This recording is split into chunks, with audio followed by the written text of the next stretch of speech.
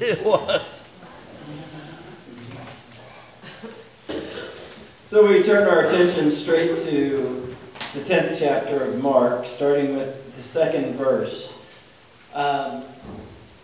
This is one of those scriptures, but stay with me.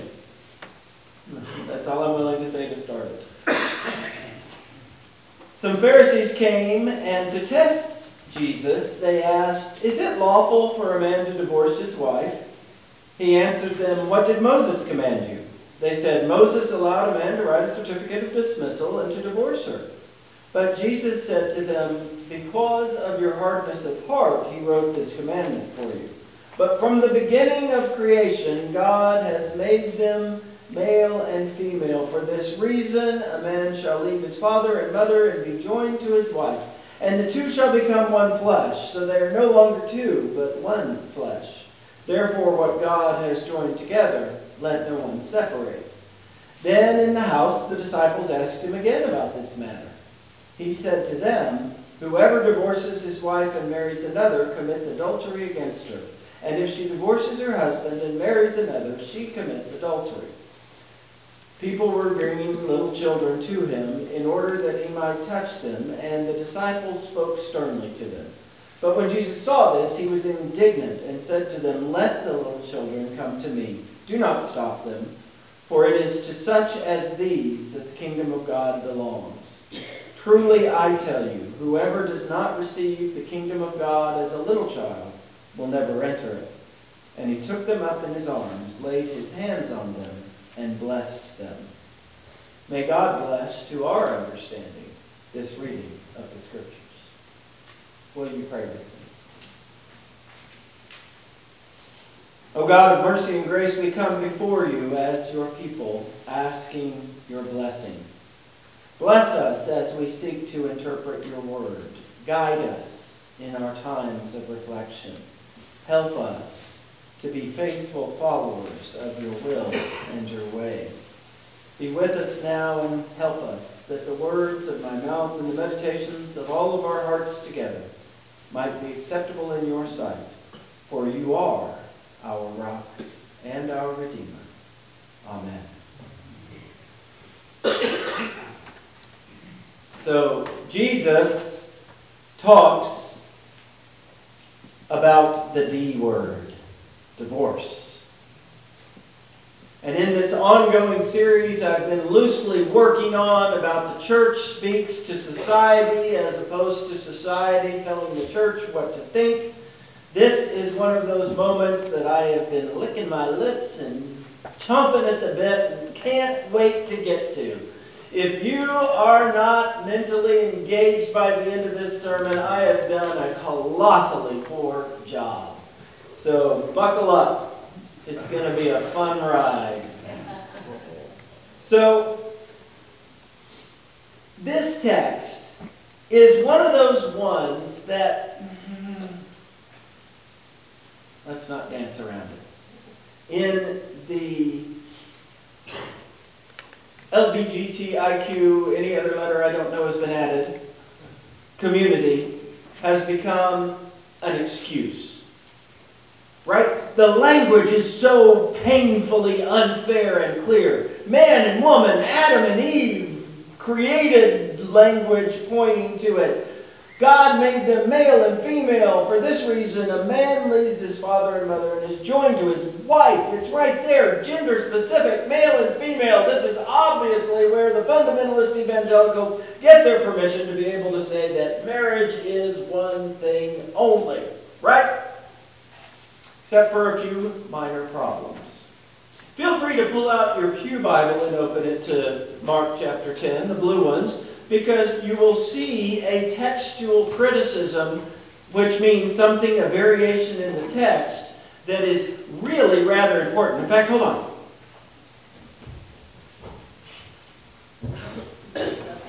I felt like a Muppet just then. Was that a Muppet run? Yeah, it felt like a Muppet run. Oh, this one's got pieces of paper all in it. Mark chapter 10. Here we go. So some Pharisees came up to him, Jesus, testing him, and began to question him whether it was lawful for a man to divorce his wife.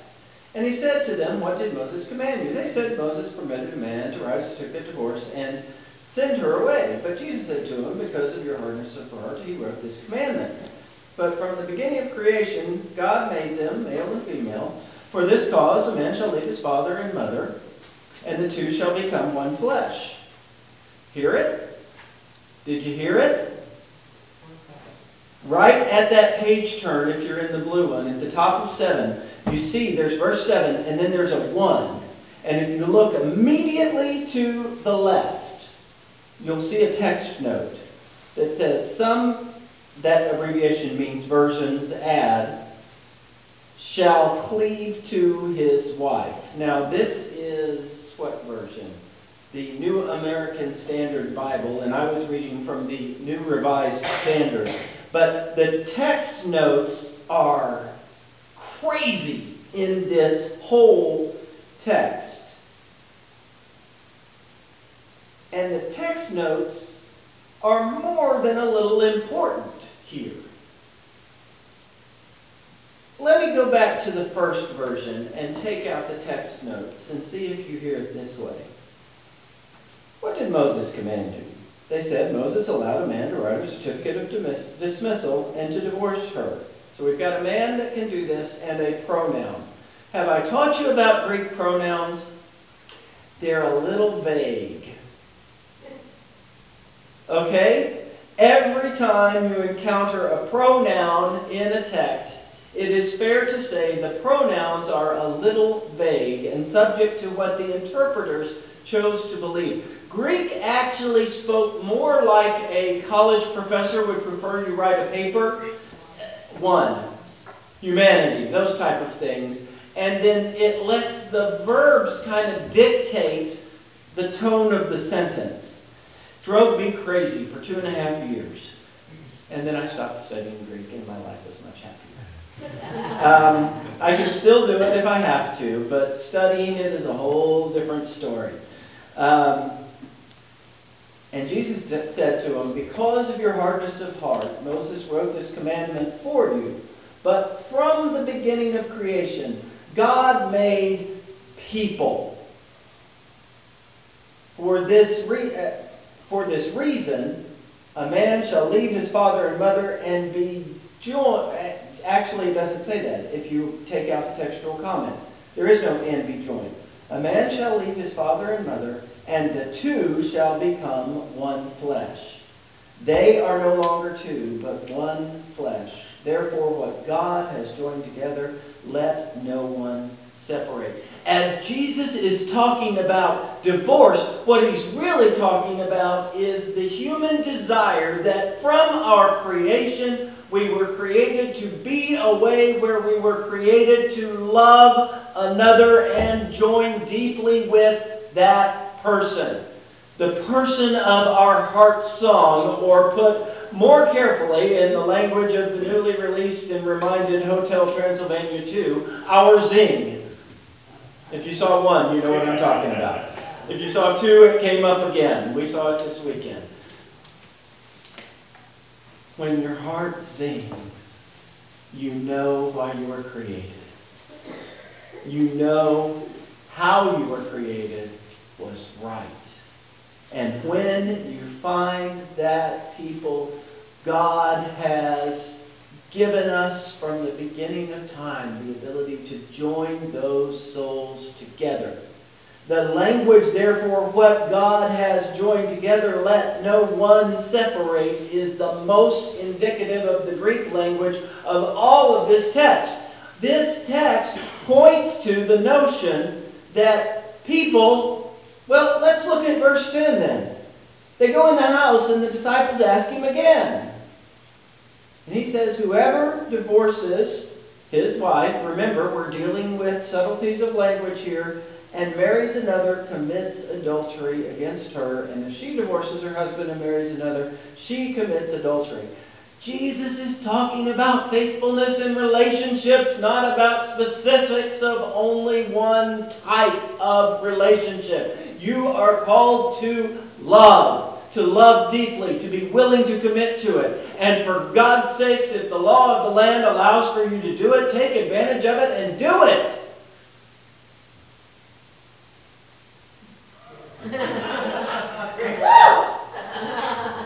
Crickets. Crickets. There's been a new phenomenon that's entered our human lexicon lately. I don't know if you've noticed it. I've noticed it. People will ask Sarah and I, how long have you been married? And we'll say 21 years. And they'll say, how long have you been together? Yeah. Right? Right? This is a new thing. We're back there in the back row, you troublemakers. Did people ever ask you that 20, 30 years ago after how long have you been married? Did they ask how long were you together before you got married? Heavens no. Heavens no. Because it was common then, not to insult that, it just is, that you met, you fall in love, you got married. It was a relatively short process. Most people, if there was a courtship longer than a couple of years, people started asking questions, right? You know, honestly, can we talk here? Can we be frank? So, turn off the tape. I don't want evidence. No, I'm kidding. You can let it roll. 50 years ago, folks were more likely to do math on the birth of your first child than to ask how long you were together before you got married, right? We don't ask that question anymore because the first child may or may not be between the couple that is, or they may or may not, you know, look at my youngest child. That confuses people left and right. You know, we just celebrated Gotcha Day. People are like, what's Gotcha Day? I'm like, well, when you adopt a child, their birthday happens, and then there's the day they gotcha. Right? You know, it's 2 different days. My eldest son, who is biological, really feels a little cheated that we celebrate Gotcha Day, right? It's like, you got me on the day I was born. It's all the same day. Well. You could see that coming from Robert. But that whole concept of Gotcha Day in the adoption community makes me think then fully about this new element in the lexicon about our relationships. It's kind of the same thing when you think about it. You know, it's one thing to ask when your wedding anniversary is, how long you've been married, whatever. But it's another to say, how long you've been together. When was Gotcha Day? And you know, in a lot of ways, that's a harder question to answer anyway. Wow, do I count that from the first date? Do I count that from the first eye contact? Do I count that from after the first major fight when we got back together? Do I count that from the time that he or she moved out but then decided to come back? When is gotcha, right? This whole marriage thing has gotten very, very confusing. Here's what I know. And it's rare that I say I know things, right? Here's what I know. God created us with a desire to commit ourselves to one person. God created us, I believe, with persons that were created to have the desire for us. I still am naive enough to believe in perfect lifelong matches. I'm not sure that's all that naive. The matches aren't always perfect. We fight, we quarrel, we have challenges, we grow. But the ideal relationship that Jesus is describing, that he prefaces with, that divorce command was written because of your hardness of heart, speaks to the idea, church, that we were created to love and to allow love to win even when there are hard moments. We may have been given permission by Moses for the D word, but Jesus speaks firmly that committing ourselves to another human may well be the highest order of human love. I recognize we are still in a place in our society where for some people the notion of marriage creates, or legal marriage, let's put it that way, creates fiscal demands that are unreasonable. I have counseled with a couple that says we desperately want to be married, but if we do this, we can't afford to live because of the way benefits are structured and this and that. Especially, have I told you my first ministry when I was straight out of seminary was in a retirement community? It was really rather odd, you know, this young person with literally a newborn child coming into a retirement community. And there was a couple in particular that was like, we would get married, Rick, but the reality is the benefit that Marjorie gets from surviving spouse would be gone instantly. And we can't afford to live without those funds. And I'm here to be willing to say to you, fine. I respect that the law has its issues. I equally respect that there are a handful of benefits to being legally married. But here's what I know. I told you I knew something, and I'd get to it eventually. When I stand in a chancel of a church or in another sacred place and declare that God has joined two together, if no license is ever filed, God still blesses that union. If you're letting finances or threat or whatever keep yourself from committing yourself in fully committed love to another human that God has called together, you are cheating yourself of the highest expression of commitment.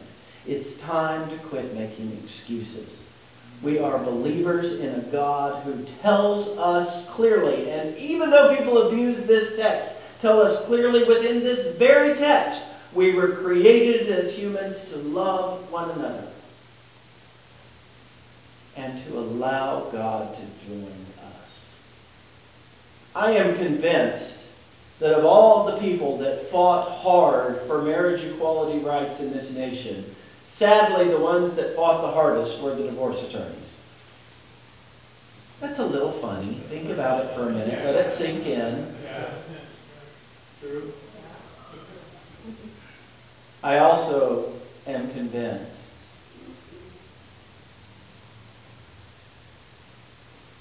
that a community that has fought hard for the privilege will easily outstrip the mainstream community in not needing those very people.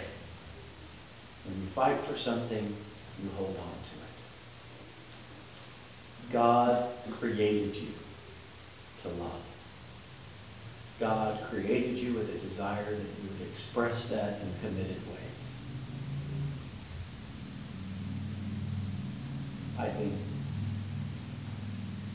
we probably ought. No, I think we should. May God make it so.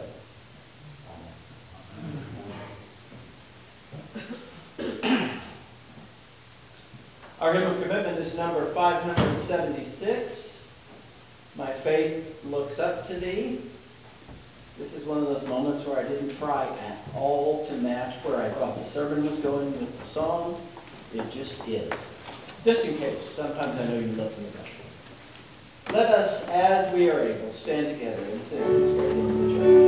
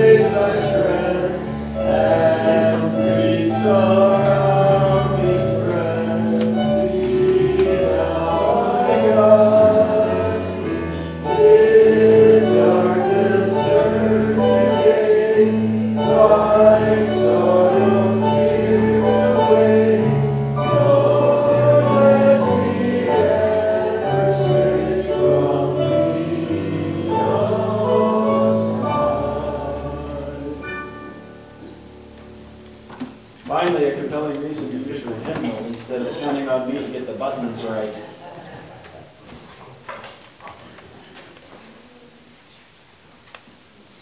Today is Reconciliation Sunday, a day we look back in time and recognize that we have not treated all of our brothers and sisters with the dignity of being God's creation. It is a day when we look at our current situation and realize that while we have grown in our understanding of one another, we are not there yet. Today is a day when we look to the future, when all of God's children will be truly regarded as equal, capable, loving, and loved. As we make our gifts before God, today we ask for a special gift to help make that future day come to life on earth as it is in heaven. Yeah, please come forward.